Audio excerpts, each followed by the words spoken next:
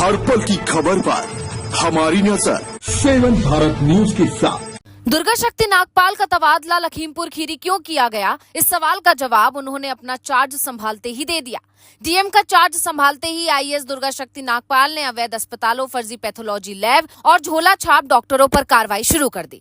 जिस लखीमपुर खीरी में अवैध अस्पतालों, फर्जी पैथोलॉजी लैब का मामला सिर का दर्द बना हुआ है, लगातार कार्रवाई होने के बाद भी आरोपियों के हौसले बुलंद हैं। वहां दुर्गा शक्ति नागपाल के चार्ज संभालते ही स्वास्थ्य विभाग ने 2 दिनों के अंदर ही आधा दर्जन से ज्यादा फर्जी अस्पताल और पैथोलॉजी लैब सील करा दिए हैं। साथ ही झोला छाप डॉक्टरों और पैथोलॉजी संचालकों को नोटिस जारी किए हैं। लोकसभा चुनाव के नतीजों के बाद से ही योगी सरकार की तबादला एक्सप्रेस चल पड़ी है और हर दिन अधिकारियों के तबादले की नई लिस्ट जारी हो रही है। ऐसे में जब एक लिस्ट में दुर्गा शक्ति नागपाल का नाम भी आया तो एक सवाल खड़ा होने लगा कि योगी सरकार की पसंदीदा और काबिल अधिकारी का नाम इस लिस्ट में शामिल क्यों किया गया है। क्या सरकार दुर्गा शक्ति नागपाल से नाराज है? लेकिन दुर्गा शक्ति नागपाल ने चार्ज संभालते ही इन तमाम सवालों का जवाब देते हुए बता दिया कि उनका तबादला आखिर क्यों किया गया। इस तबादले की वजह नाराजगी नहीं बल्कि सरकार का उन पर भरोसा है।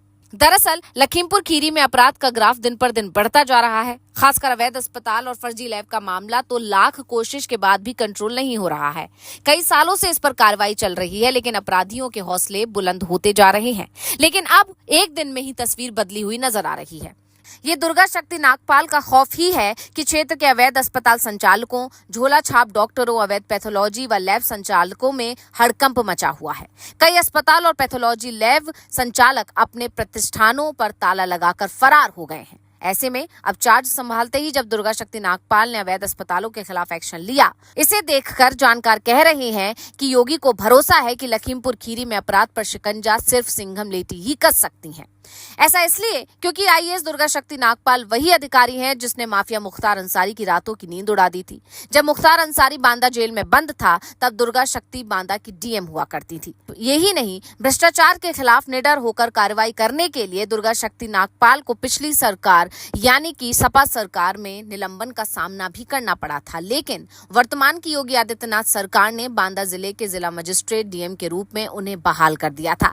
इसके बाद से दुर्गा शक्ति नागपाल लगातार सरकार के भरोसे पर खरी उतर रही हैं। वहीं कुछ जानकारों का ये भी कहना है कि खीरी में क्योंकि बीजेपी प्रत्याशी अजय मिश्र टेनी को हार का सामना करना पड़ा और सपा प्रत्याशी उत्कर्ष वर्मा की जीत हुई है, ऐसे में बहुत सोच समझकर एक खास रणनीति के तहत योगी ने ये तबादला किया है।